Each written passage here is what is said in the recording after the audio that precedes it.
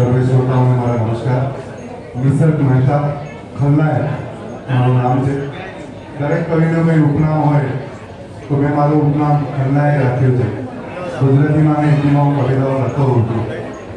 સૌપ્રથમ તો આજે પરિવર્તન મંચ પર આવીને મારી પ્રતિભા પ્રદર્શિત કરવા માટેની એક તક આપી છે એ બદલ હું સર્વેનો ખૂબ ખૂબ આભારી છું. મારી વાત કરું તો જીવનના રંગમંચ પર ઘણા પાત્ર ભજવી જવાનું છું.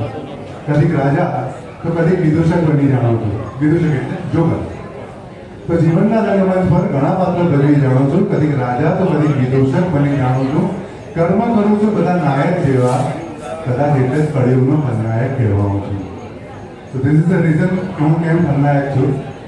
ગઈ વખતે બાળપણની વાત કરી હતી, પણ આજે જ્યારે આપણે મા બાપ બનીએ અને આપણું બાળક આવે ત્યારે, અને એમાં તો તમારે ત્યાં દીકરી આવે ત્યારે પિતાની જે મનોસ્થિતિ હોય છે એના માટે ખાસ લખેલું છે કે મારા ઘરે દીકરી આવી, મારા ઘરે લક્ષ્મી આવી, એના સુંદર ચહેરાને હું જોતો રહ્યો.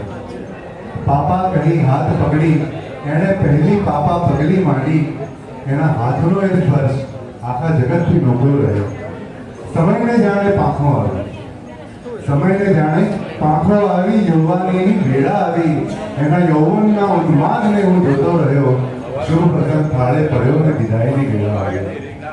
મિત્રો, શુભ પ્રસંગ થાળે પડ્યો ને વિદાયની વેળા આવી. મારા બાળના દરિયાને હું ભરી જતા જોતો રહ્યો.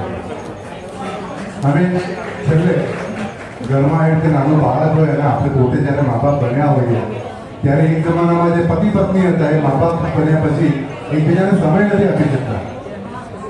મારી વાત કદાચ જો ખોટી લાગી હોય તો you can correct me, but મારે પોતાની સાથે આ થયેલું છે એટલે મારા જાતાનો ઓપન કહું છું.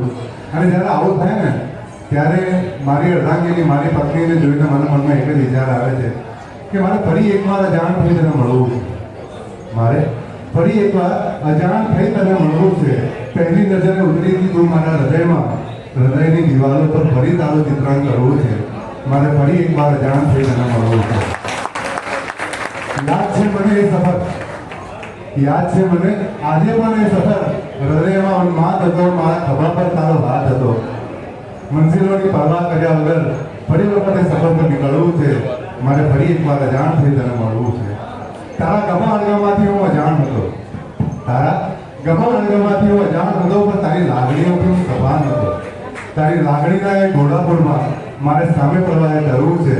મારે ફરી એકવાર અજાણ થઈ તને મળવું છે.